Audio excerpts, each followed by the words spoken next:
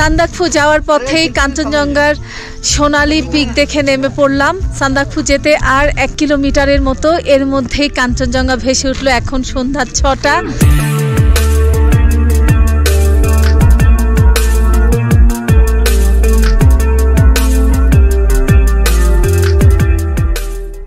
আসসালামু আলাইকুম, আমি সোমা আফরোজ। আপনাদের সবাইকে স্বাগত জানাচ্ছি আমার ইউটিউব চ্যানেল সোমাস ব্লগে।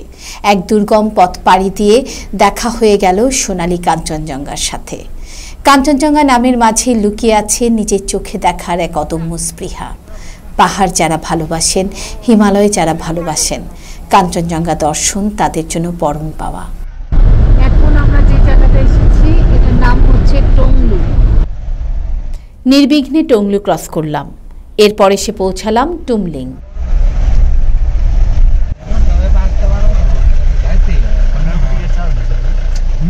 এখন আমরা পৌঁছে গেছি টুমলিং ন্যাশনাল পার্কে। এখানে এসে আবার আমাদের গাড়ি থামিয়ে আমাদের পরিচয়পত্র দেখাতে হচ্ছে এবং এই ন্যাশনাল পার্কের ভেতর দিয়ে যেহেতু গাড়ি প্রবেশ করবে, আগেই 400 টাকা করে গাড়ির জন্য টিকিট কিনে নিয়েছিলাম। এখন আবার আমাদের পার হেড 500 টাকা করে, মিন্স 500 রুপি করে টিকিট কাটতে হচ্ছে। এই ফর্মালিটি শেষ করে তারপর আমরা ন্যাশনাল পার্কের ভেতর দিয়ে চলে যাব। সান্দাকফু যেতে আরও 20 কিলোমিটার বাকি আছে। এখানে এখন বেশ শীত, তাই শীতের পোশাকটা সাথে রাখাই ভালো। আপনি তো শীতের পোশাক পরেই আসবেন, তারপরও এখানে যে পরিমাণ শীত, সেখানে আপনাকে আরও ভারী শীতের পোশাক দরকার। আমরা প্রায় সবাই আমাদের আরও যা কিছু ছিল সব পরে নিয়েছি, কারণ প্রচণ্ড ঠান্ডা কনকনে বাতাস এখানে। আরও এটা প্রায় 2980 মিটার উপরে এখন আমরা আছি। এই ন্যাশনাল পার্কটা 2980 মিটার উপরে।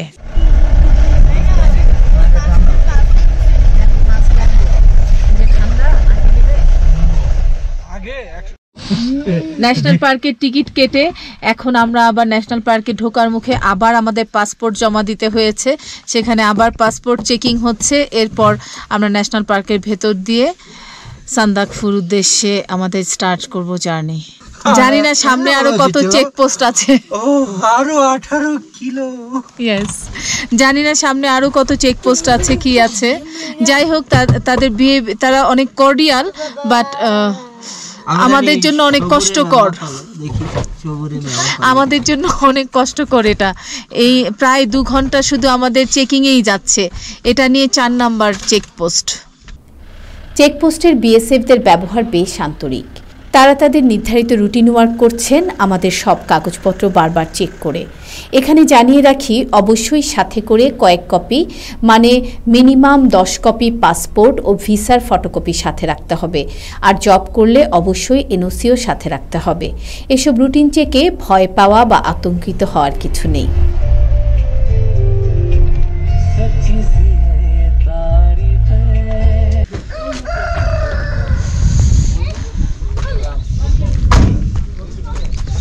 গাড়ি বাস ফরেস্ট পার হয়ে এখন আমরা যে জায়গায় এসেছি এর নাম হচ্ছে গৌরীবাস।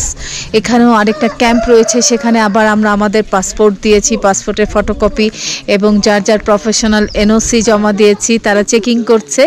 এ পাশে ছোট্ট রেস্টুরেন্ট রয়েছে, সেই রেস্টুরেন্টে আমরা এর মধ্যে কিছু খাবার অর্ডার করেছি, কারণ এখন প্রায় 4টা বেজে গেছে।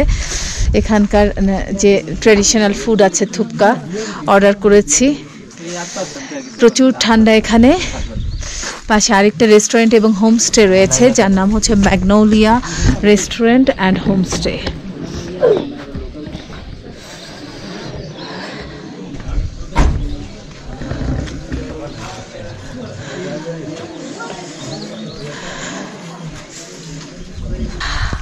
অসাধারণ বিষয়। কি অসাধারণ! অসাধারণ বলতে এত হিন্দিতে অসাধারণ হয় না।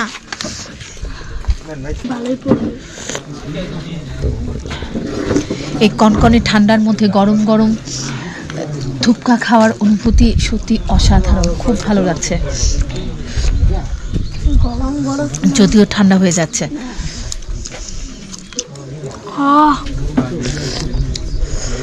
कैसी लगी हो? অনেক ভালো, बहुत अच्छा। অনেক ঠান্ডার মধ্যে।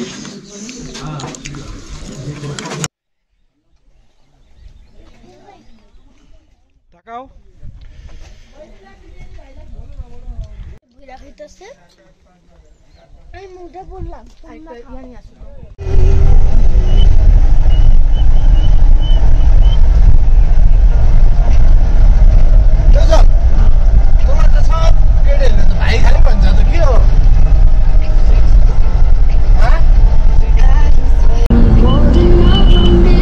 বাস থেকে এখন আবার আমরা জার্নি স্টার্ট করলাম, কিন্তু রাস্তাটা খুবই খারাপ, একেবারেই পাথরে ভাঙাচোরা রাস্তা, গাড়ি লাফাতে লাফাতে চলছে খুব ধীরে। আরো 12 কিলোমিটার রাস্তা বাকি রয়েছে এবং পুরো রাস্তাই নাকি এরকম। গাউরিবাসের পর রাস্তাটা আসলেই ভয়াবহ রকমের খারাপ। বোল্ডার বা বড় বড় পাথর ফেলে রাস্তা করা হয়েছে, ফলে গাড়িতে খুব বেশি ঝাঁকুনি হয়। যাদের ব্যাক পেইন আছে, কোমরে বা মেরুদণ্ডের সমস্যা আছে, তাদের এই রাস্তা গাড়িতে অতিক্রম না করাই ভালো। এবার স্বাস্থ্য সংক্রান্ত কিছু তথ্য দিয়ে রাখি। ধীরে ধীরে আমরা উপরে উঠছি, সাথে ঠান্ডা যেমন বাড়ছে, আবার অক্সিজেনও কিন্তু কমে যাচ্ছে। এখানে আসার আগে অনেকেই আমাদের সাবধান করেছে, এ বিষয়টায় যেন আমরা সাবধান থাকি। যাদের শ্বাসকষ্ট আছে, হাঁপানি আছে, তারা অবশ্যই সান্দাকফু আসবেন না। যদিও আমার 2 বাচ্চা সাথে থাকা সত্ত্বেও পুরো জার্নিতে আমাদের তেমন কোনো সমস্যা হয়নি। এখন আছি আমরা কালাপট্রিতে, সুন্দর সুন্দর বাড়ি, ছোট্ট গ্রাম কালাপট্রি। এখানে ছোট ছোট অনেক লজ রয়েছে, হোমস্টে রয়েছে, অনেকে ট্রেকিং করে এখানে আসছেন।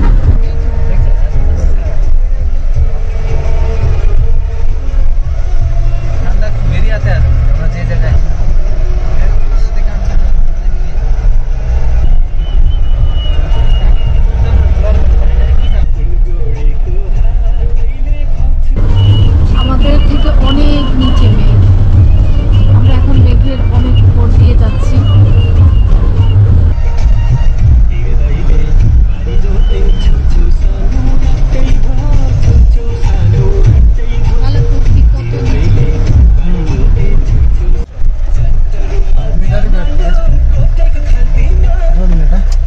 এখন যে পাহাড়ি গ্রামটাতে এসেছি, এই পাহাড়ি গ্রামের নাম হচ্ছে চল্লিচক। এখানে আমাদের গাড়ি ড্রাইভার কিছু সময়ের জন্য থামিয়েছে।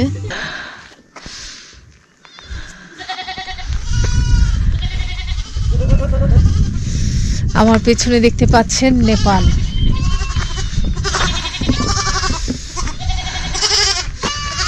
এই পাশটা হচ্ছে নেপাল। আমরা ইন্ডিয়ার বর্ডারের রাস্তা ধরে যাচ্ছি। এখন একটি ছোট্ট গ্রামে গাড়ি কিছুক্ষণের জন্য থেমেছে। এখানে ঘরগুলো আপনাদের দেখাই, খুব কালারফুল, সুন্দর।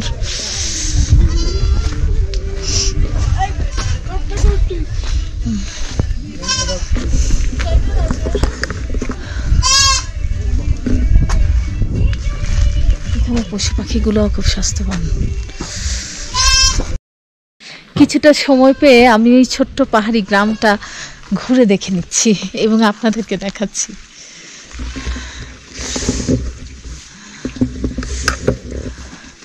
এদের গৃহপালিত পশু মেবি ছাগল। প্রতিটা বাড়িতেই সাদা কালো ছাগল দেখতে পাচ্ছি।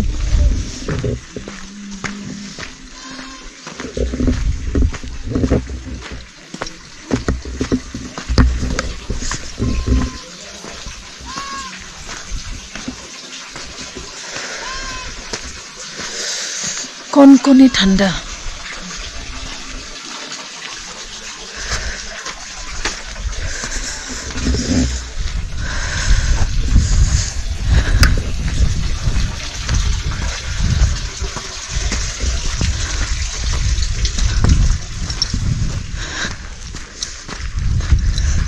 এখানে কতটা শীত বলে বোঝানো যাবে না। কথা বলতে কষ্ট হচ্ছে, কথা বুঝতে পারছি না, এতটাই শীত।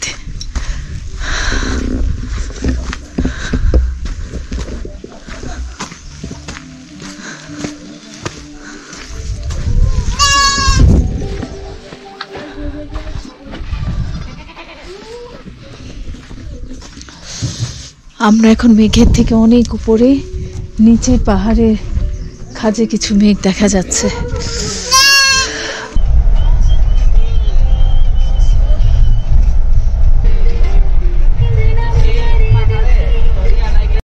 একটু না এটাই দেখতেছিলাম এই আয় আয় এদিকে আয় এই অরণ্য সান্দাকফু যাওয়ার পথেই কাঞ্চনজঙ্ঘার সোনালী পিক দেখে নেমে পড়লাম। সান্দাকফু যেতে আর 1 কিলোমিটারের মতো, এর মধ্যেই কাঞ্চনজঙ্ঘা ভেসে উঠলো। এখন সন্ধ্যা 6টা। হঠাৎ করে তাকিয়ে দেখি যে কাঞ্চনজঙ্ঘা দেখা যাচ্ছে। তো আমাদের ড্রাইভার গাড়ি এখানেই থামিয়ে আমাদেরকে দেখার সুযোগ করে দিল।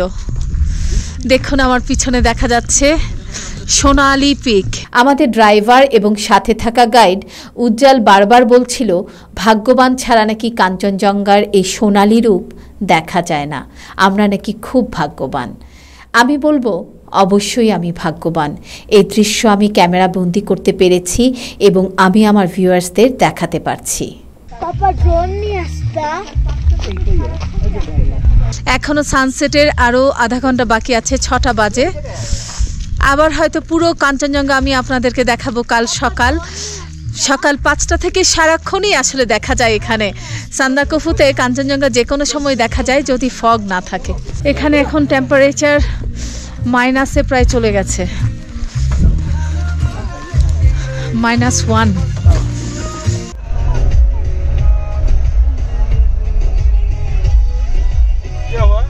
সন্ধ্যা 6:20 বাজে আমরা সান্দাকফু এসে পৌঁছেছি।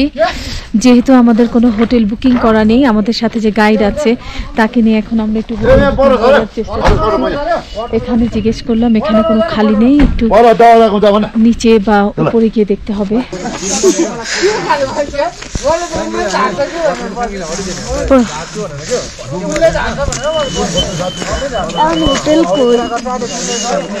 চলো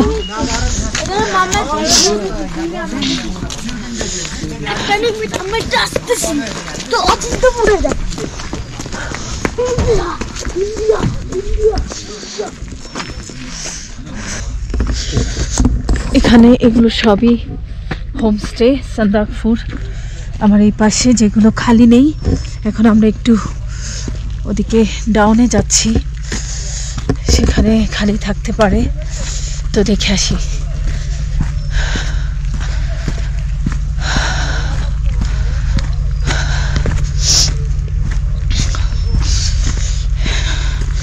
পাহাড়ে যত উপরে উঠেছি অনেক সুন্দর সুন্দর ফুল, পাহাড়ি ফুলগুলো সত্যি খুব চমৎকার।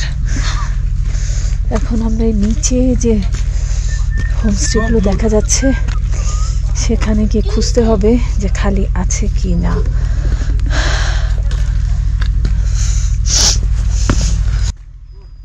এখানে আসার আগে হোমস্টে নিয়ে অনেকে অনেক কথা বলেছে। হোমস্টে আমরা কেন আগে বুকিং করে এলাম না, এখানে হোমস্টে পাওয়া কঠিন, পেলেও দাম অনেক বেশি, এসব কথাকে উড়িয়ে দিয়ে মাত্র 1500 রুপিতে পেয়ে গেলাম আমরা একটি চমৎকার হোমস্টে। যে জায়গাটিতে আমরা হোমস্টে পেয়েছি সেটি ইন্ডিয়ার দিকের সীমানা, 1 ফুট দূরত্বেই নেপালের হোমস্টেগুলো রয়েছে। আমরা যেহেতু ফরেনার, তাই নেপাল সীমান্তের কোনো হোমস্টেতে রাত্রি যাপন করা ছিল আমাদের জন্য নিষিদ্ধ। অবশেষে অনেক খোঁজাখুঁজি করে সন্ধ্যার আগেই একটা হোমস্টে পেয়ে গেলাম। এই হচ্ছে আমাদের হোমস্টে। আমরা যে হোমস্টেতে উঠেছি এই হচ্ছে चारुदार होमस्टे। चारुदा, बांग्लादेश के लिए हाय बोलिए मेरे चैनल के लिए। हेलो बांग्लादेश। मेरा चैनल सोमास ब्लॉग सब्सक्राइब करिए। ठीक है, हम सब्सक्राइब करेंगे आपका सोमास तो ब्लॉग। चारुदा আমাদের জন্য এখন খাবার তৈরি করছেন। डिनर में क्या बनेगा? डिनर में वही भात चावल और सब्जी दाल। भात सब्जी दाल हम लोगों के लिए गरम गरम बन रहा है। Thank you Charuda. ठीक है, थैंक यू। এখানে প্রচন্ড শীত, এই শীতের মধ্যে চারুদার হোমস্টেতে বসে চা খাচ্ছি। চা পানির মতোই, যদিও গরম গরম চা ছিল, ধোয়া উঠছে, কিন্তু একদমই ঠান্ডা, একদম গরম মনে হচ্ছে না, একেবারেই গরম মনে হচ্ছে না। আমার আজকের এই ভিডিও এখানেই শেষ করছি। একটু পরে আমাদের ডিনার শেষ করেই আমরা ঘুমিয়ে যাব। আবার সকাল 5টায় ভোরে উঠে সানরাইজ এবং কাঞ্চনজঙ্ঘা দর্শন, তারপর আবার নতুন ভিডিওতে আপনাদের সাথে দেখা হবে। আল্লাহ হাফেজ।